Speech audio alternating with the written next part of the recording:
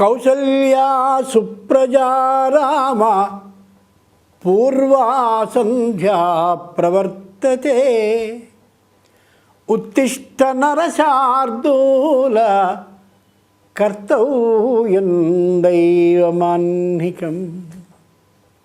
ఇది వాల్మీకి శ్రీమద్ రామాయణంలో రాసినటువంటి శ్లోకం. ఈ శ్లోకాన్ని వినగానే ఎవరైనా వెంకటేశ్వర సుప్రభాతంలో ఉన్న మొదటి శ్లోకం అనేస్తారు.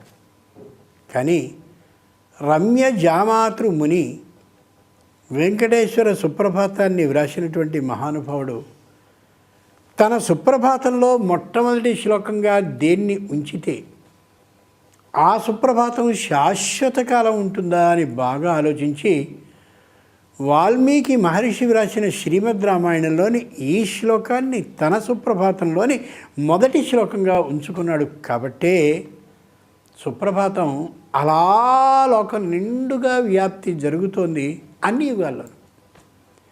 కౌసల్యా సుప్రజా రామ పూర్వా సంధ్యా ప్రవర్తతే. ఇక్కడో చిత్రం ఉంది. విశ్వామిత్రుడు రామ లక్ష్మణులు ఇద్దరినీ కూడా సూర్యుడు రాబోతున్నాడయ్యా నిద్ర లేవండి అని లేపుతున్నాడు.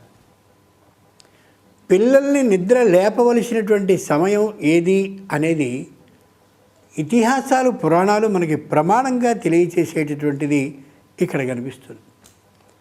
సూర్యుడు రావడానికి ముందే మీరిరువురు నిద్ర లేవవలసిందని విశ్వామిత్రుడు లేపుతున్నాడు అంటే ఎందుకని లేవాలి అనేది మనం అర్థం చేసుకోవాలి. లేవవలసిన కాలం అది అని అందరూ అర్థం చేసుకోవాలి. పైగా మరో విశేషం కూడా ఉంది. సంతానం మనందరికీ కలిగారు. జాగ్రత్తగా ఒక్కసారి ఆలోచించండి. సూర్య ఉదయానికి పూర్వం బ్రాహ్మీ ముహూర్త కాలం అంటే 4:30-5 మధ్యలో పిల్లలు వాళ్ళంతటా వాళ్ళు లేచి చక్కగా ఆడుకోవడం మొదలు పెడతారు. ఎందుకని? నిద్ర లేవవలసిన కాలం ఇదిరా అని మనకి సూచిస్తారు వాళ్ళు. ఎంత గొప్ప మాట. కానీ 9 గంటలకి నిద్ర లేవడం అలవాటైనటువంటి తల్లి మాత్రం వాడిని గట్టిగా జోకొడుతూ పడుకో ఇంకా తెల్లారలా అని చెప్పి ఈవిడికి ఉన్నటువంటి ఈ పాడలవాటిని వాడికి నేర్పుతుంది. ఆలోచించి చూడండి. సూర్యుడు ప్రబోధ కిరణమని పంపిస్తాడు. ఎంత గొప్ప మాట చూడండి. ప్రబోధ కిరణం తెల్లవారుజామున బ్రాహ్మీ ముహూర్తంలో వస్తుంది. అంటే ఈ సమయంలో నిద్ర లేవరా? నేను ఇంకా ఉదయించడానికి పూర్వం అమోఘమైన బుద్ధి వికసించేందుకు కావలసిన కిరణాలని లోకమంతా అలా వెదజల్లుతూ వచ్చేస్తున్నాను. ఇప్పుడు నువ్వు నిన్నటి రోజు ఉదయకాలం నుండి రాత్రి వరకు పడ్డటువంటి ఏ బాధ, మానసిక వ్యధ, ఆందోళన, ఇంకా అనారోగ్యం ఏవైతే ఉన్నాయో అవన్నీ కూడా పూర్తిగా రాత్రి నిద్ర పోయినటువంటి కారణంగా తొలగి కాస్త ప్రశాంతంగా నువ్వు నిద్రపోయావు. ఈ రోజున నువ్వు నిద్ర లేచినప్పుడు నీకు కొత్తదైనటువంటి తెలివితేటల్ని ఇచ్చే కిరణాలను నేను పంపిస్తున్నాను.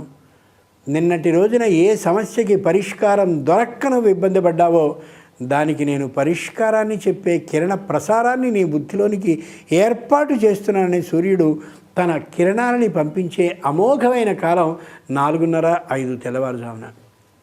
అంచేతనే ఆలోచించండి. రాత్రి వరకు ఆలోచించినటువంటి మనం నిన్న పొద్దుడ నుంచి ఓ సమస్యకి పరిష్కారం దొరక్కపోతే తెల్లవారుజామున అలా ప్రశాంతంగా కూర్చుని ఆలోచిస్తూ ఉంటే టక్కున ఆలోచన కలిగి బాగుందిగా ఈ ఆలోచన అనిపిస్తుంది. ఆ ఆలోచన మన బుద్ధికి తట్టింది కాదు, పరమేశ్వరుడైన సూర్యుడు ఇచ్చింది. పరమేశ్వరుడు సూర్యుడేమిటి? సూర్యునిలో సర్వదేవతలు ఉంటారు కాబట్టి సర్వదేవతల ఆలోచనని తనదిగా చేసుకుని సూర్యుడు ఆ కిరణాల ద్వారా అందిస్తాడు. మనం మన పిల్లలకి ఇది రుచికరమైన ఆహారం, ఇది అందంగా ఉండే చక్కనైనటువంటి ఈ వేషం, ఇవి మంచి పాదరక్షలు అని ఇలాంటి వస్తువులనే మనం కొనిస్తూ ఉంటాం తప్ప ఈ వస్తువులన్నీ ఏ బుద్ధి అనేది సక్రమంగా లేకపోతే నిష్ప్రయోజకమో వ్యర్థమో అలాంటి బుద్ధి ఆ సూర్యుని ద్వారా వచ్చేటటువంటి తెల్లవారుజామున మాత్రం వాళ్ళని లేపడానికి ఇష్టపడవు. ఒక్క క్షణం గుండె మీద చేయి వేసుకుని మాట్లాడుకుందాం.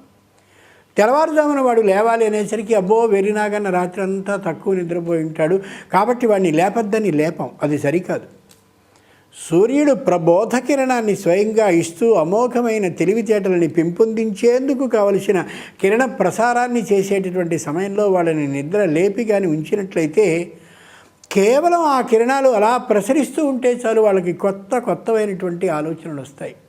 అందుకోసమే వేదాన్ని అలా చెప్పుకునేటటువంటి పిల్లలందరూ కూడా తెల్లవారుజామునే లేచి చక్కటి పిచ్చుకల్లా స్నానాలన్నింటినీ వెంటనే ముగించేసి విభూతి పుండ్రాలని ధరించి గురువుగారి దగ్గరికి వెళ్ళి మంచి చలికాలం అయినట్టయితే ఆ శాలువల్ని కప్పుకొని గువ్వపెట్టల్లో అలా కూర్చుని గురువుగారు చెప్పేటటువంటి ప్రతి మంత్రాన్ని కూడా 2 మార్లు చదువుతూ ముచ్చటగా మనకు కనిపిస్తారు.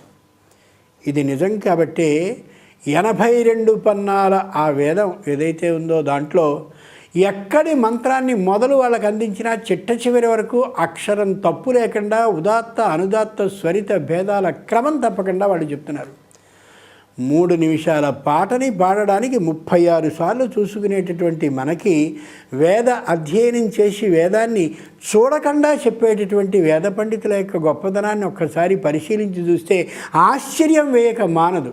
అసూయ లేకుండా పరిశీలించి చూస్తే అంతటి శక్తి వాళ్ళకి ఎలా వచ్చింది అంటే సూర్య ఉదయకాలానికి పూర్వమే లేచి ప్రబోధ కిరణాలని బుద్ధి నిండా నింపుకుని అమోఘంగా ధారణ శక్తిని పెంపొందించుకున్నారు. కాబట్టే ఇది యథార్థం. అంచేత పిల్లల్ని నిద్ర లేపవలసిన సమయం సూర్యుడు ఉదయించాక కాదు, సూర్య ఉదయానికి పూర్వమే వాడు లేవాలి. మరింకొకటి కూడా, ఒక రోజున మనమే ఒకసారి యథార్థంగా మన మీద మనమే అనుభవాన్ని చేసుకుని పరిశీలించి చూస్తే తెలుస్తుంది.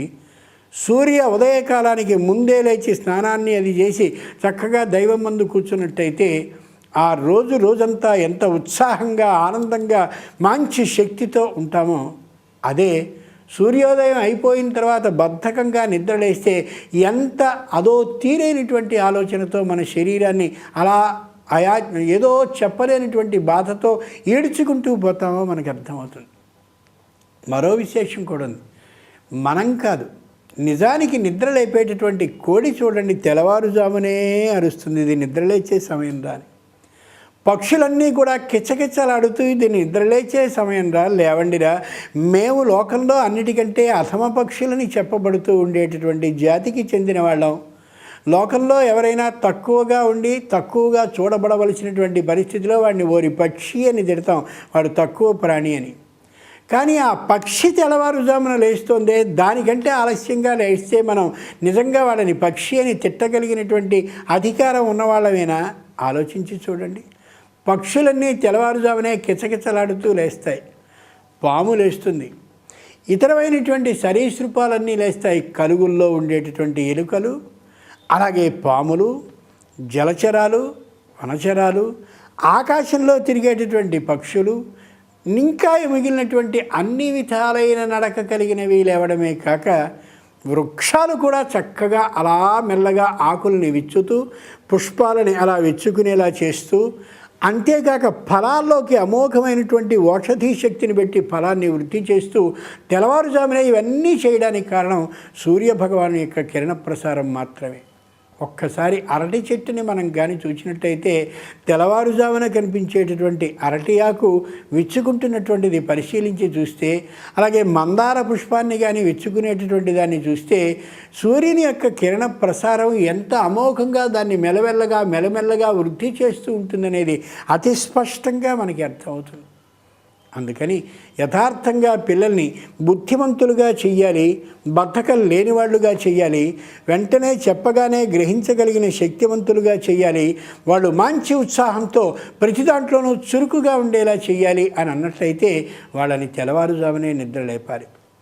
తెల్లవారుజామునే నిద్ర లేపాలి అనే చోట చిన్న మాట ఆలోచించుకోవాలి.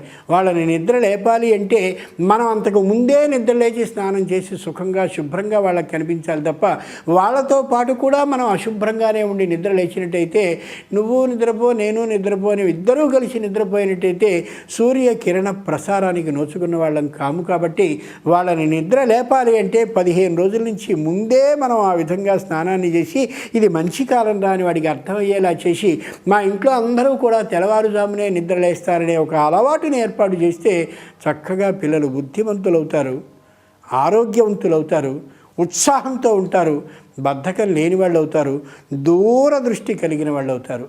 ప్రయత్నిద్దాం, చేసి కష్టమేం కాదు కదా. స్వస్తి.